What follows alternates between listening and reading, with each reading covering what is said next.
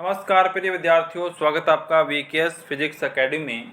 आज हम शुरुआत कर रहे हैं इंटीग्रेटेड क्लासेस के लिए मोस्ट इम्पोर्टेंट क्वेश्चन की। सबसे पहले यहाँ हम बीएससी बीएड थर्ड ईयर के लिए वीडियो अपलोड करेंगे। तो इस वीडियो के माध्यम से मैं आपको इम्पोर्टेंट क्वेश्चन के साथ साथ ऐसी बहुत सारी बातें बताऊँगा जिनको फॉलो करके आप अच्छे तरीके से जो अपने टॉपिक्स हैं उनको याद रख सकते हैं, एग्ज़ाम में अच्छे तरीके से उनको कवर कर सकते हैं।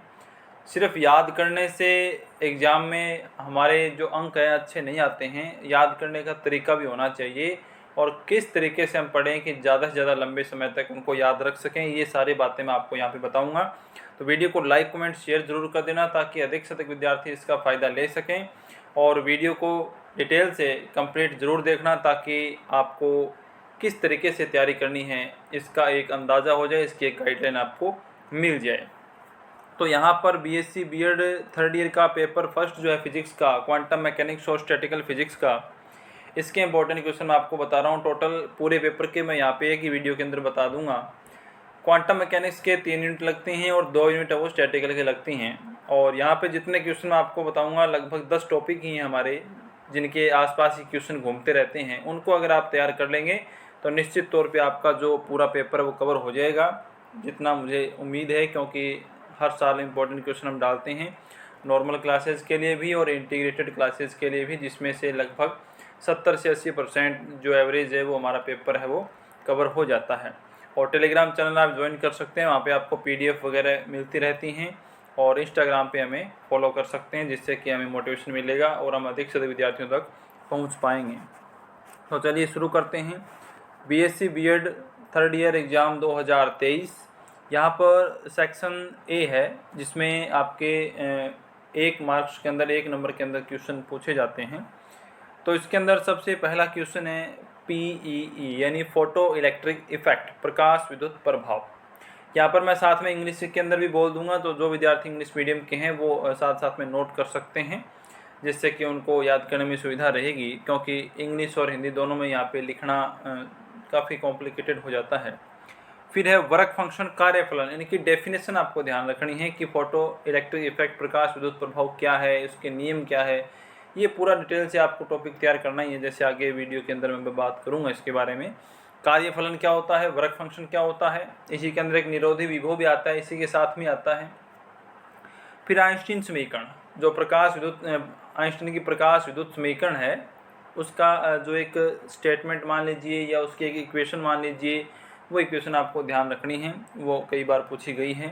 डेविसन जर्मर एक्सपेरिमेंट, जो डेविसन जर्मर एक्सपेरिमेंट था जिसके अंदर इलेक्ट्रॉन की तरंग प्रकृति को सत्यापित किया गया था, उसके क्या निष्कर्ष थे, क्या रिजल्ट थे और उसकी क्या सिग्निफिकेंस, क्या महत्व है, ये आपसे पूछ सकते हैं 1 नंबर के अंदर कि जो आपका डेविसन जर्मर एक्सपेरिमेंट है उसके निष्कर्ष क्या हैं या उसके महत्व क्या हैं, और उसका डायग्राम अगर पूछें तो वो भी आप ध्यान रख लीजिएगा। डायग्राम जो है वो भी 1 नंबर के अंदर पूछा जा सकता है। फिर है डी ब्रोगली परिकल्पना क्या है, डी ब्रोगली हाइपोथेसिस क्या है, इसके बारे में आपसे पूछ सकते हैं।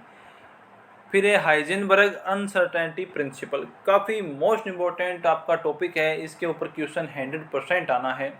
हाइजेनबर्ग का अनिश्चितता सिद्धांत क्या है, इसका स्टेटमेंट क्या है, ऊर्जा समय में क्या होता है, कोणीय संवेग वाला फॉर्म वो क्या है, और एक इसकी फॉर्म है स्थिति और संवेग यानी कि मोमेंटम और पोजीशन वाली जो इक्वेशन है। तीनों में से कोई सी भी आपसे पूछ सकते हैं।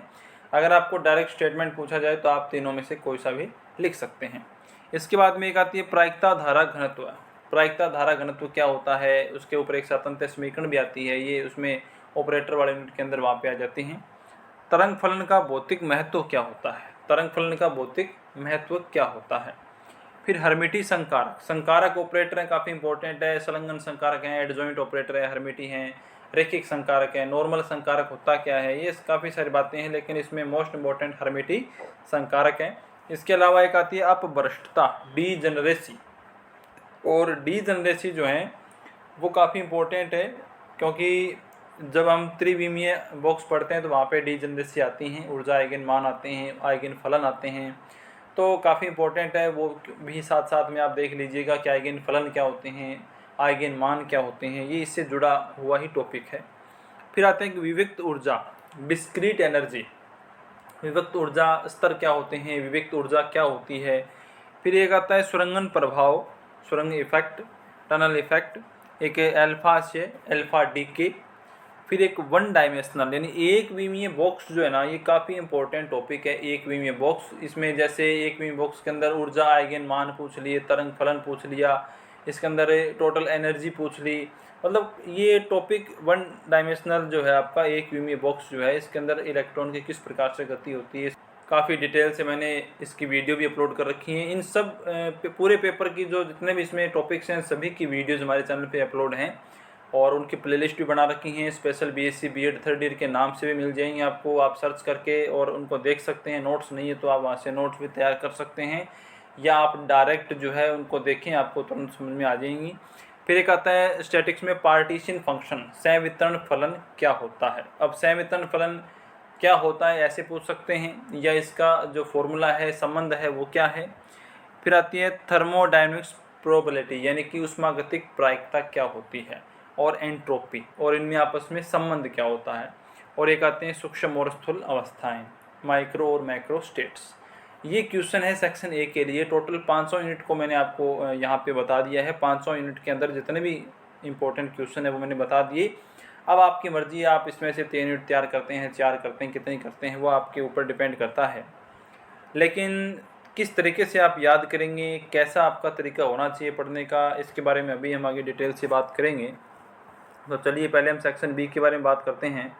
सेक्शन बी के अंदर क्या होता है कि जैसे आप प्रीवियस ईयर क्वेश्चंस पेपर देखेंगे तो उसके अंदर आपको यही एनालिसिस निकल के आता है कि सेक्शन बी और सी में ज़्यादा डिफरेंस नहीं होता है।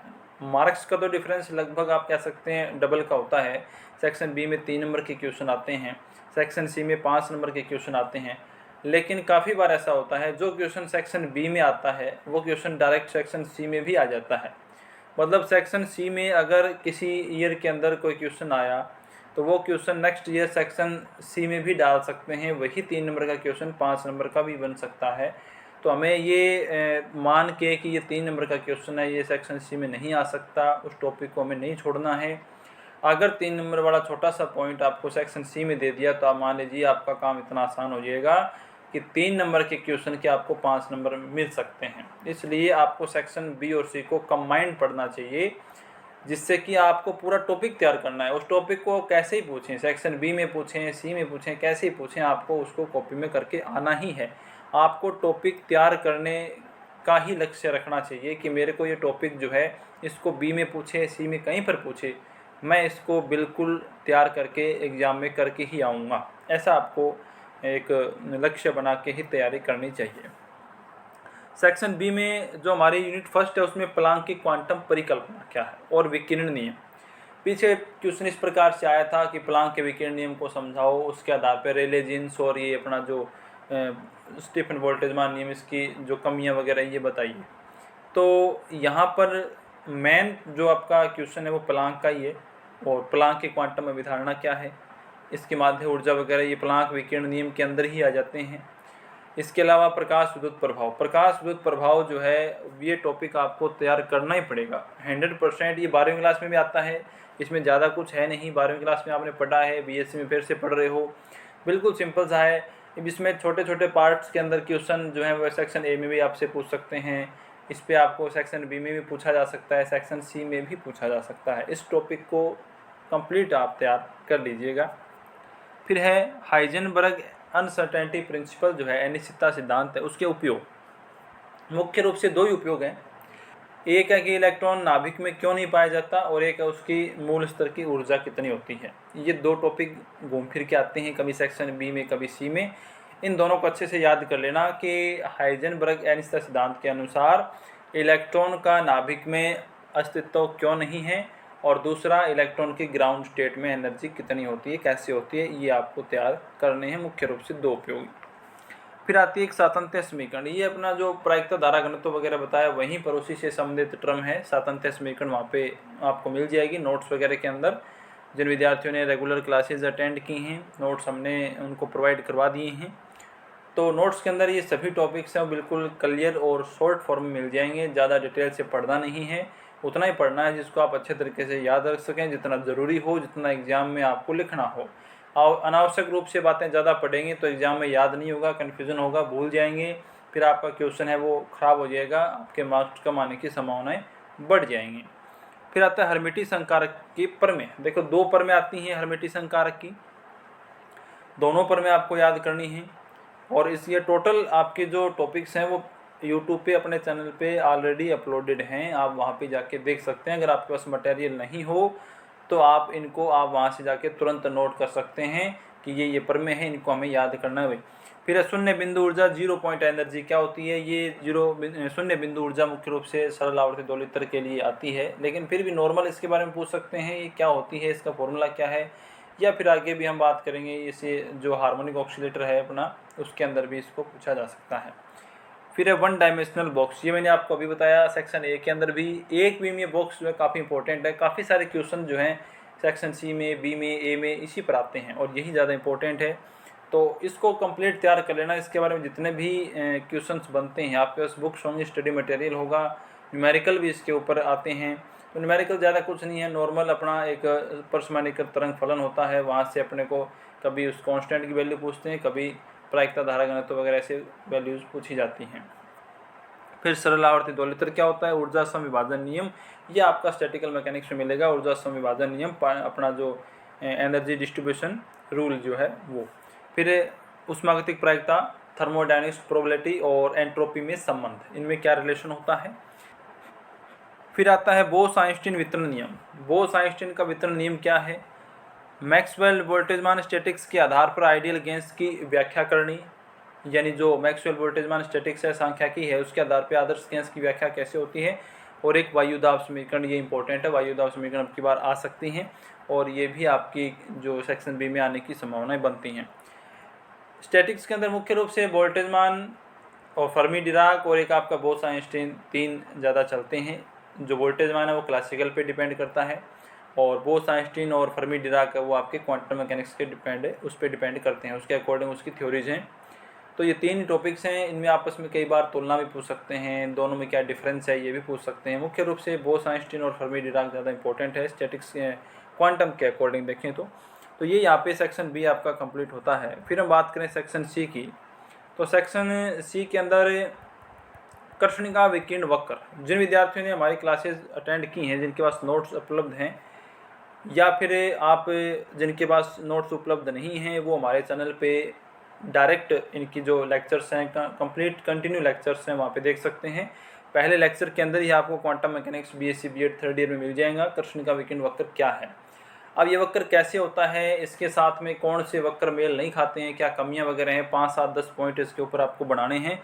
ग्राफ है, वक्र है, वो आपको ध्यान में रखना है, वह कैसे वेरी करता है उसको देख के आपको पॉइंट्स लिखने, ज़्यादा याद करने की जरूरत नहीं है। बस ग्राफ को समझो, उसमें क्या हो रहा है वो दिमाग में रखो और उसके आधार पर अपने आप पॉइंट आपको बना के लिखने हैं। ये पूरा 5 नंबर के अंदर भी आ सकता है, 3 नंबर में भी आ सकता है, लेकिन मैंने इसको सेक्शन सी में रखा है।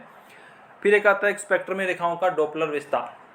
ये आपको हमारे चैनल पे मिल जाएगा, लेकिन आपको टॉपिक सर्च करना पड़ेगा इसको।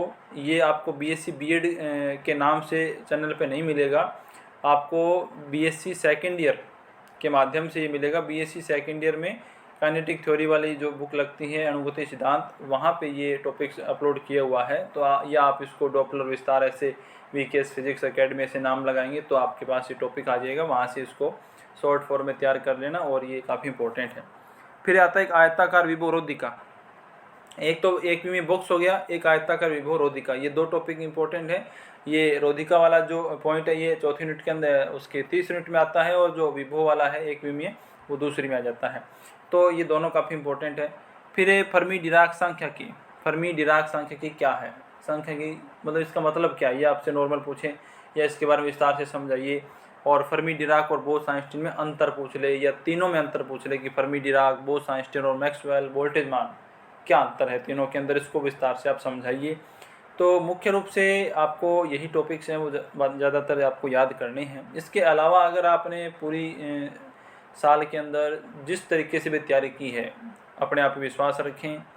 जिन विद्यार्थियों ने पूरे साल के अंदर कोई भी तैयारी नहीं की, कभी उन्होंने क्लासेस अटेंड नहीं की या कोई अदर अलग तैयारी में वो लगे हुए थे, तो उन विद्यार्थियों के लिए ये वीडियोज़ हैं, ये इंपॉर्टेंट क्वेश्चन काफ़ी इंपॉर्टेंट है। तो ऐसे विद्यार्थियों तक अगर आप इस वीडियोज़ को शेयर करते हैं अपने सोशल मीडिया के माध्यम से, इंस्टाग्राम से, फेसबुक से, व्हाट्सएप से, टेलीग्राम से, तो उनको भी मौका मिलेगा कि वो कम समय के अंदर अच्छा मटेरियल पढ़ करके अच्छे अंक प्राप्त कर सकें, कोई विद्यार्थी फेल ना हो। हमारा टारगेट यही है कि कोई विद्यार्थी फेल नहीं होना चाहिए। अब ऐसे नहीं कि कम से कम पढ़ा जाए और अधिक से अधिक नंबर लिए जाएं, ऐसा नहीं हो सकता है। जो विद्यार्थी अच्छी मेहनत करेगा, अच्छे अंक उसी के आएंगे, अच्छा रिस्पॉन्स उसी को मिलेगा। क्योंकि एग्ज़ाम जो है वो 100% जो है वो हम अपने अकॉर्डिंग नहीं आता है, उसमें कुछ जो लैंग्वेज हैं क्वेश्चन की वो बदल दी जाती हैं, तो उसके अकॉर्डिंग हमें क्वेश्चन को समझना पड़ता है कि क्वेश्चन का आंसर कितना देना है। कुछ विद्यार्थी क्या करते हैं, प्रश्न में पूछा कितना ही जाता है, वो उसके बारे में डिटेल से लिखते कितना ही है, उससे अपना समय ख़राब होता है, हमारे बाकी क्वेश्चन अटैम्प्ट नहीं हो पाते हैं और हमें कम नंबर के साथ संतोष करना पड़ता है। तो विद्यार्थियों को एग्ज़ाम के अंदर लिखने का तरीका पता होना चाहिए, ज़्यादा से ज़्यादा मार्क्स कैसे लेके आएँ। अगर आप कमेंट करते हैं तो मैं इसके ऊपर एक वीडियो अलग से बना दूंगा कि आपको किस तरीके से एग्ज़ाम के अंदर लिखना है, जिससे कि आप कम लिख कर भी ज़्यादा अंक प्राप्त कर पाएंगे। तो ये हमारी फर्स्ट वीडियो थी, पहला पेपर इसमें कंप्लीट हो गया। हम बीएससी सेकेंड ईयर के लिए, फोर्थ ईयर के लिए, फर्स्ट ईयर के लिए भी वीडियो अपलोड करेंगे। जैसे जैसे टाइम मिलेगा धीरे धीरे वीडियोज़ बनती रहेंगी, अपलोड होती रहेंगी और आप अपनी तैयारी करते रहिए। केमिस्ट्री का चैनल मैंने आपको बता दिया है और मैथ की भी कोशिश करेंगे, या तो कोई चैनल आपको बताया जाए या आपको मेरे द्वारा ही इंपॉर्टेंट क्वेश्चन अपलोड किए जाएं। तो मिलते हैं नेक्स्ट वीडियो में। वीडियो को लाइक कमेंट शेयर करें, चैनल को सब्सक्राइब करना बिल्कुल भी ना भूलें। मिलते हैं नेक्स्ट वीडियो में। धन्यवाद।